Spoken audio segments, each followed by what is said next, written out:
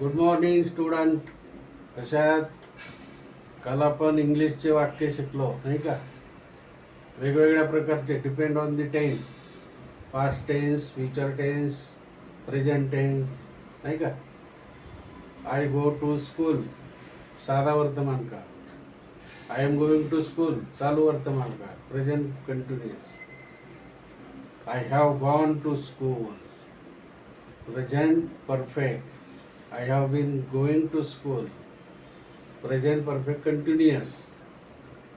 She will have been going to school future perfect continuous नाही का.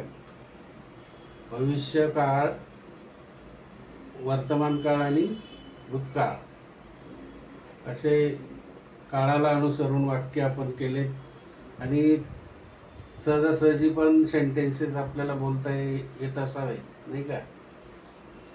छोटे छोटे वाक्य वहीमध्ये लिहायचे दररोज आणि पूर्णपणे आपण घरामध्ये daily I don't know, I do know, I don't want to go there, I did come here नाही का. I did not go there. She did not have a money.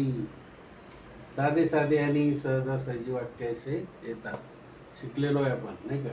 आज आपण विज्ञान फर्स्ट इलेक्ट्रॉनिक कॉन्फिगरेशन करत आहे.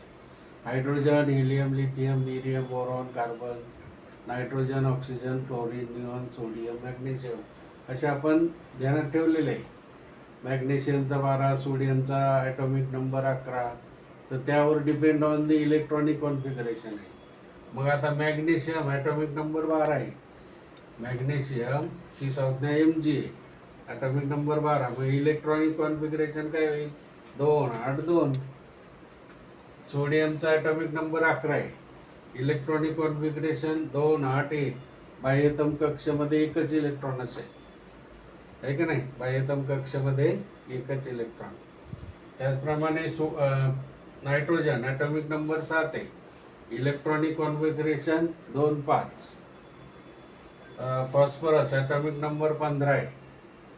मग आता 2, 15 असल्यामुळे 2, 8, 5 याची बेरीज 15 झाली पाहिजे. 2, 8, 10, 5, 15 म्हणजे इलेक्ट्रॉनिक कॉन्फिगरेशन. हे ऑक्टेट पूर्ण होत आहे दुसऱ्या कक्षामध्ये. जर इलेक्ट्रॉन असतील परिपूर्ण तर ऑक्टेट 8चं पूर्ण होतं आहे. क्लोरीनचा ॲटॉमिक नंबर 17 आहे, म्हणून इलेक्ट्रॉनिक कॉन्फिगरेशन 2, 8, 7 आहे. बरोबर की नाही. क्लोरीनचा ॲटॉमिक नंबर किती आहे? 17. मग इलेक्ट्रॉनिक कॉन्फिगरेशन 2, 8, 7. 8, 2, 10, 7, 17. गंधक आहे सल्फर, ॲटॉमिक नंबर 16 आहे बघा. तर इलेक्ट्रॉनिक कॉन्फिगरेशन किती आलं? 2, 8, 7. बाह्यतम कक्षेमध्ये किती इलेक्ट्रॉन झाले? 6. म्हणजे त्याला किती इलेक्ट्रॉनची गरज आहे अष्टक पूर्ण होण्याची? 2. म्हणून तो 2 घेणार का 6 देणार? 2 घेणार, म्हणून त्यावर -2 व्हॅलन्सी झालेली. त्याचप्रमाणे क्लोरीनवर बघा, इलेक्ट्रॉन तो 7 देणार की 1 घेणार? 7 देऊ शकत नाही, जास्त इलेक्ट्रॉन आहे, 1 घेणार, म्हणून त्याच्यावर -1 ऋण झालेलं आहे. म्हणून अष्टक पूर्ण होण्यासाठी तो एका मूलद्रव्याकडून 1 व्हॅलन्सी इलेक्ट्रॉन घेतो, म्हणजे 8. म्हणजे याच्यावर प्रभार काय झाला? -1. क्लोरीनवर -1 म्हणजे त्याची संयुजा -1 झाली. Valency of chlorine will be -1. So like करा, शेअर करा, सबस्क्राईब करा मित्रांनो. हे सायन्समध्ये लिहून ठेवा नाही का. Okay, bye, thank you.